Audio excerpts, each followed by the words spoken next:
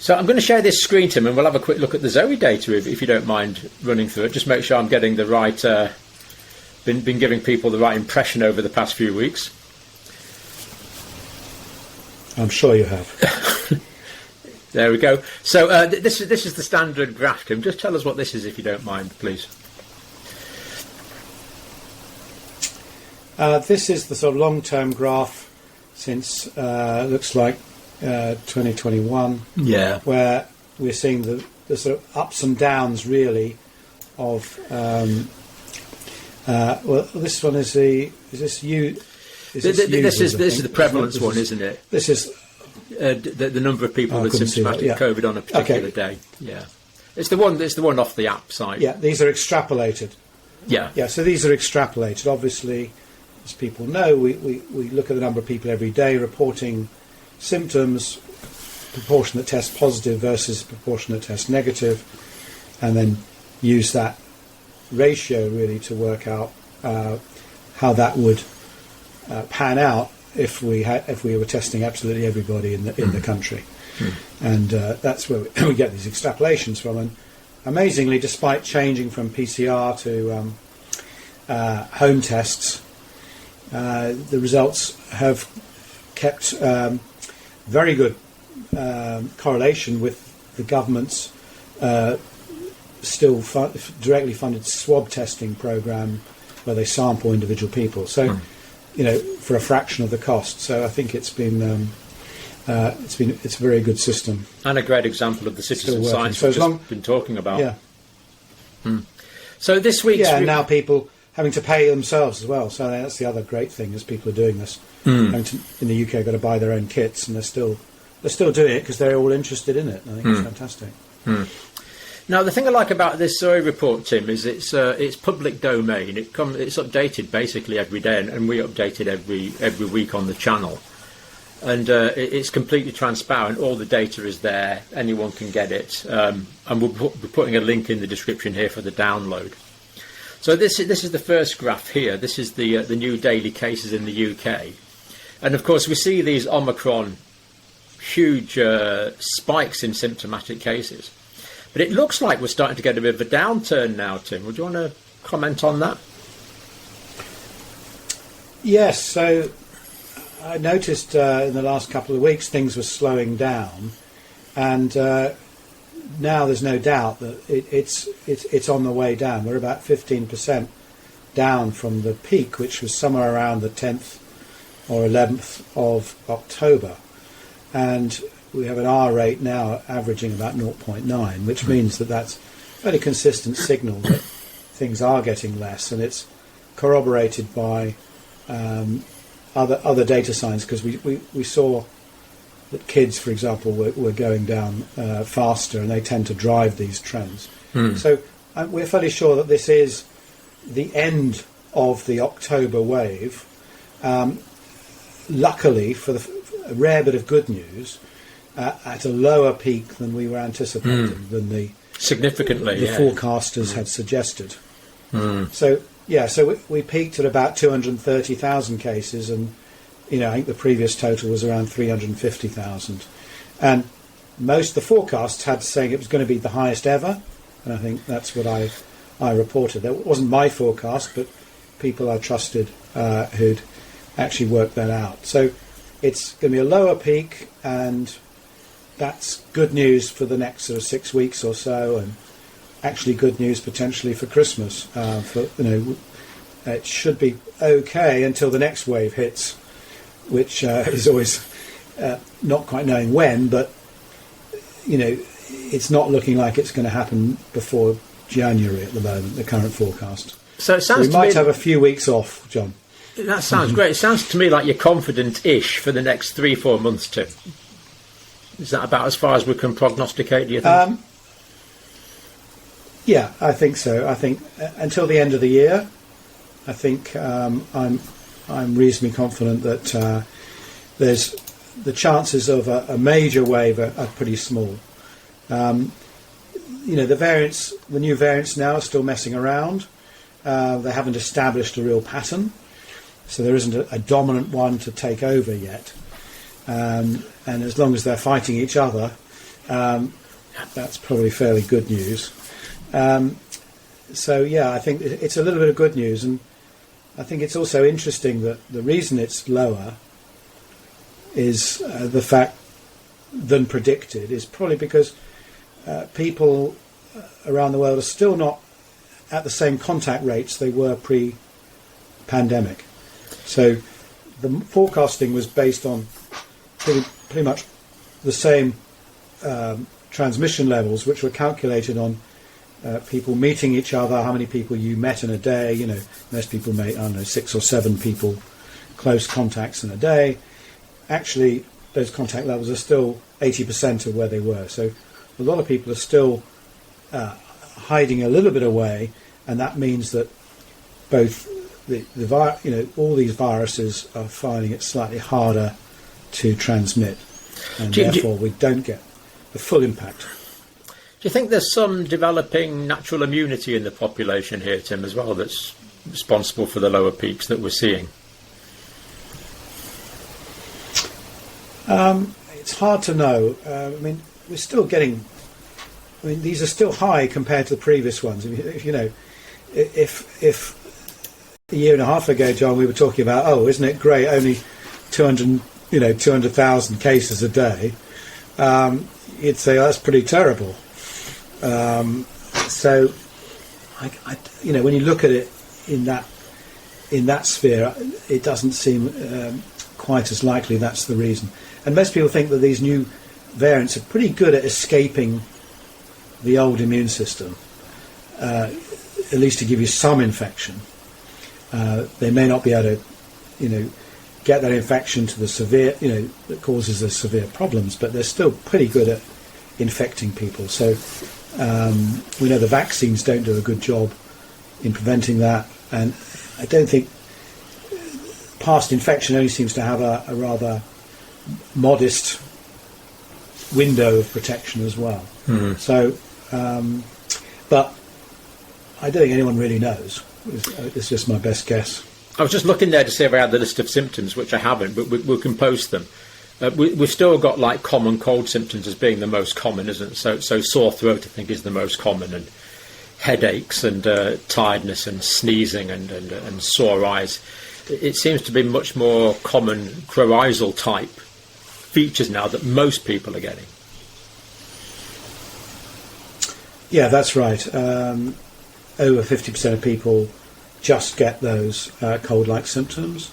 Sore throat is still the commonest, I think, at about over 60% of people.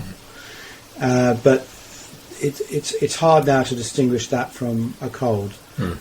Sneezing's still slightly commoner in colds than it is in COVID, but not by much. And what's interesting is fever has now dropped out of the top 20. So it's not even the top 20 symptoms of current COVID measured in the UK. So it does make a mockery of all those hospitals and care homes that still screen your temperature as you go in, which really it annoys me more than anything that that no one's bothered to tell these places that the clock has moved on 2 years and quite a long time the ago. virus has changed. Yeah. The other way I see that... It never was much good anyway. No. The other way I see that is fever is very much of a sort of a systemic response, isn't it? Systemic infection. Whereas the upper respiratory features, to me, indicate a more compartmentalised, mucosal-based infection that we're seeing more predominantly now. Do you think that's a fair deduction? I think that's right. I think because we're seeing less of the... there's other generalised problems like muscle pains and aches that we saw a couple of years ago nearly in everybody, described terrible muscle cramps and things like this, and much less problems of severe breathing problems. So yes, people will get a dry cough, or sometimes it can go to a wet cough, but not that terrible tightness and difficult shortness of breath that we were seeing when you got really deep infection of the virus in the body. Getting less of the GI problems as well. If you remember those times when particularly kids were having really bad GI side effects, So it's definitely changed, and in a way the virus has just perhaps worked out a way of not trying to get into the whole body, but just really its mutations are just focused on getting into those nasal passages, getting past the defences, and then just multiplying there and doing its job. And it's found its niche where it's really hard to defend against, and it's focusing on that. But thankfully makes us, in terms of probability, much less sick than previous waves as well. I think that's right. Yeah, I mean, it's not a pleasant thing to have. It's still worse than the average cold. Yeah.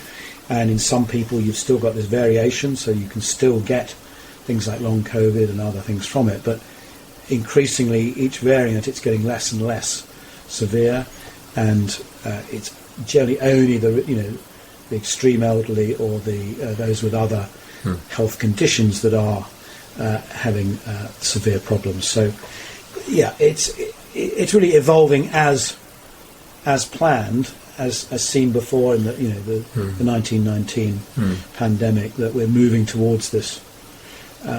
It will blend in eventually with rhinovirus and pretty much be indistinguishable. But we've got an annoying couple of more years before it does that completely, and it could throw some other tricks our way before then. I mean, we're not minimising it now. I mean, this still can be a serious infection for a minority of people. But a lot of people don't realise that the 1918-19 pandemic, I think there were still people being diagnosed with the H1N1 as late as the 1950s. But a much less severe level, which of course was great to see. Tim, we've got another slide here. This one is, you can see that. Yeah, daily incidents across the nations. I mean, this isn't that remarkable, really, is it? Sometimes one country has a few more. So Northern Ireland's got a few more at the moment, and Scotland's got a few less. I mean, do we see any great significance in this, or is it just sort of, are these fluctuations just a bit of noise? No, really? I think most of this is noise. Yeah, the blurry line, the sort of coloured lines indicate the confidence limits. So that once we start dividing our data into regions, the estimates get wider. So I think statistically we'd say that actually there's hard to see any real differences. And Northern Ireland actually has the least number of respondents, so we always get it's harder to work out what's going on there. So the last sort of, I'd say 12 months really, we've not seen big regional differences that we saw so impressively in the first few waves, where real big differences occurred. We saw Scotland going into Omicron earlier, I think, than the rest of the country, but since that time, really very little regional differences. It seems to be quite widespread now. And this is the administrative regions, and it's much the same. I think we're getting the same sort of general trend, aren't we? I mean, in that data. Yeah, I don't think we can read too much into this now.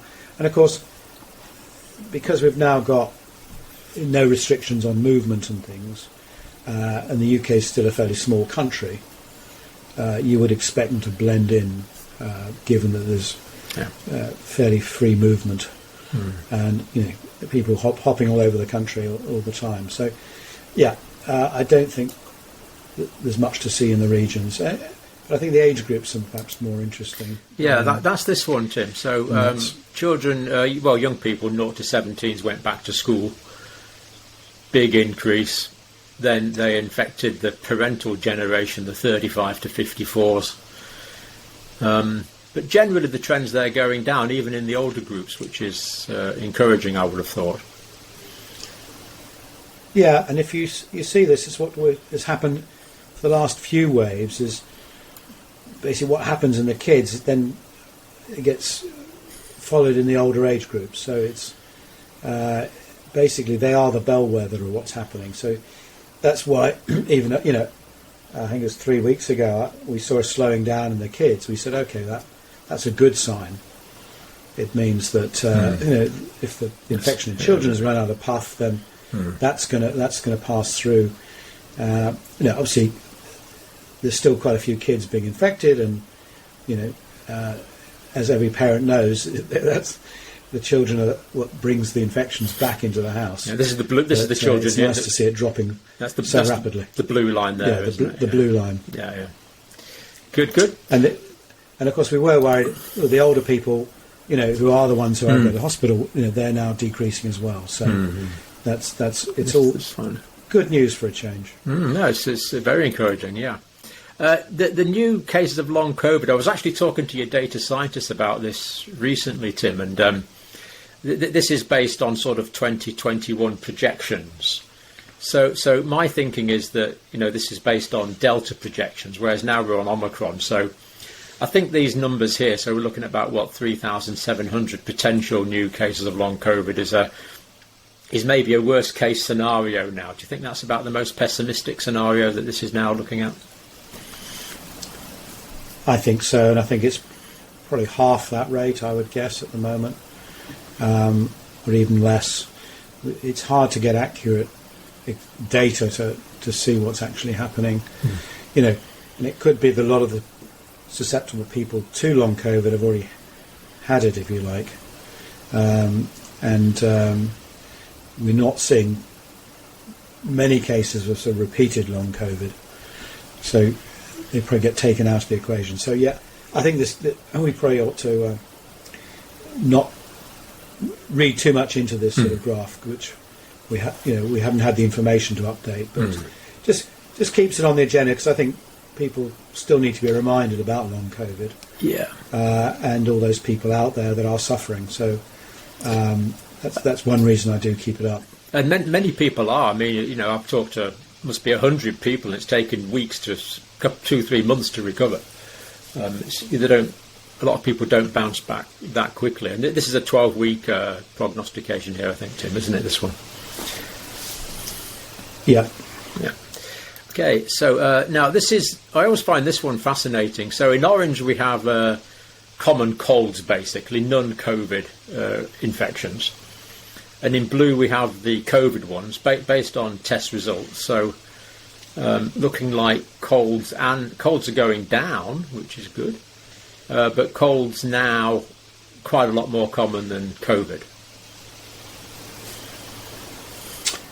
Yeah, so there have only been a couple of times when COVID's beaten colds, but certainly that was true in both the April and or the March and the June-July peaks, where the cold symptoms are the same, but you are more likely to have COVID than a cold, which was a really sort of worrying time, because no one knew what was going on, and that's where those tests really came into their own. Whereas now it's also interesting that colds have come down really fast as well, and it's interesting how they're sort of mirroring each other. And we don't really understand how this pattern. We put this because this is the first time anyone's really tracked colds across large populations ever, as far as I'm aware. That they do the odd little survey of what the viruses are, etc., but they don't get this level of detail. But it is really interesting that the October peak for colds, as kids go back to school, it just seems to be this universal thing. But no one understands why we get these other peaks. And I'd be quite interested to look at where how the two interact. If you've just had a cold, does that mean you're less likely to get COVID, or more likely to get COVID? And back in the spring, I think there was quite some interesting data of people, getting sick again through a few weeks after COVID, and being unsure what it was, and it could have been that the immune system was still a bit weak, and therefore, rhinoviruses could do better. We simply don't really have that data, but it's going to take a while to tease it apart, but I think that is interesting. I don't know if you've got any theories on that, John, on colds. Yeah, well, I think interaction between the two. Yeah, I don't see any obvious link between the SARS coronavirus 2 and rhinoviruses, but maybe 20% of common colds are the 4 other coronaviruses. So if someone's had a common cold with a coronavirus, one of the 4 that we've had around for decades, I think that's probably going to give temporary, or a level of temporary cross-immunity to SARS coronavirus 2.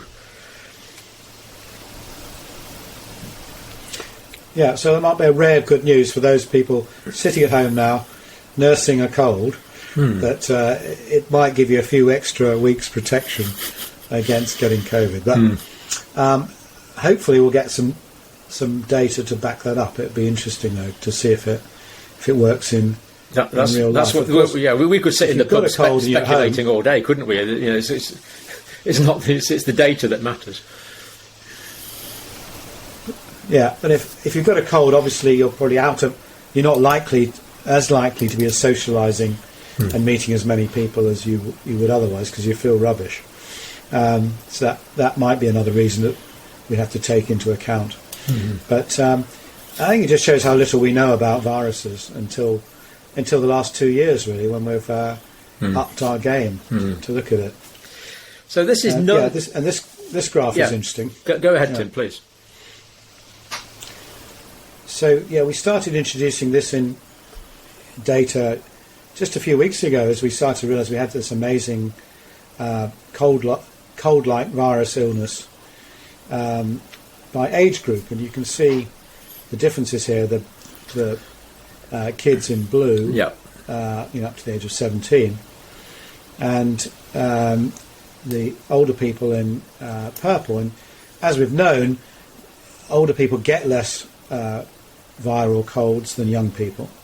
As you get older, for some reason you get immune to them, and it really runs by age very nicely there. But you see these really dramatic peaks, and just shows you how, again, driven by young kids, they seem to be our link with viruses. So, and they. Again, you can just see how they just get it just before all the other age groups at all these times. Yeah, so we're slightly ahead of all of those groups. We look at the peak there, and then we see that the other groups are lagging a few weeks behind. Yeah, we see that repeatedly. Yeah. Yeah, so we should all stay away from children. If only it was that easy, eh? If only, indeed. And there we are, back to the start, Tim. So that was that's fascinating. I think the overall prevalence now from symptomatic COVID is 1 in 21 at the moment in the UK. So this is still a lot of COVID around. Yeah, that may be a slight overestimate, I think, because we're still using the old period of estimating how long COVID lasts, and I think which was about 9 or 10 days. Right. I think it's lasting slightly shorter than that now, but it's still large numbers. 4 or 5% of the population, and we're getting similar figures from the ONS. So, although it's going down, there's still a residual pool of it. But it does mean that in a couple of weeks, it should be getting much rarer, so that less than one person per bus or per railway compartment are likely to have it, which is going to make it much safer for all of us for a while. And pretty good news for hospitalisations for the next few months going into January by your thinking. Yes, so if this keeps its trend up, it shouldn't cause any problems in hospitalisations, and as long as we can get away with not too bad a flu outbreak, then hospitals should be okay. This part of the year, I think the worst case scenario is that we get hit with a COVID wave in January, February that coincides with flu a bit later than expected. And I think the predictions on flu are really not very clear cut at the moment that I've been able to find anyway. I mean, the cases are quite low at the moment. I was expecting a lot of flu last year, actually, and it didn't really materialise. So we will. And when it finally does hit, we're going to be quite a immune naive group, because won't have experienced flu for a while. Mm-hmm. So I think we're in for a bit of a shock. But anyway, let's not be too gloomy. I think we ought to be cheerful. Next few months is looking good. The next few months is looking good. Hopefully, the Christmas season is going to be relatively low in COVID numbers, and it looks like this cold wave of colds is going away, and so it is all good news. Mm-hmm. Well, Professor Tim Spector, thank you very much as always. Professor Tim Spector, of course, physician, researcher, data scientist, twins expert, metabolic expert. We could go on. Lending us your expertise is appreciated by very many of us, Tim. So thank you very much, and we look forward to having you on again when you've got time. Absolutely, look forward to it, John. Thank you, Tim. Take care, everyone. Bye.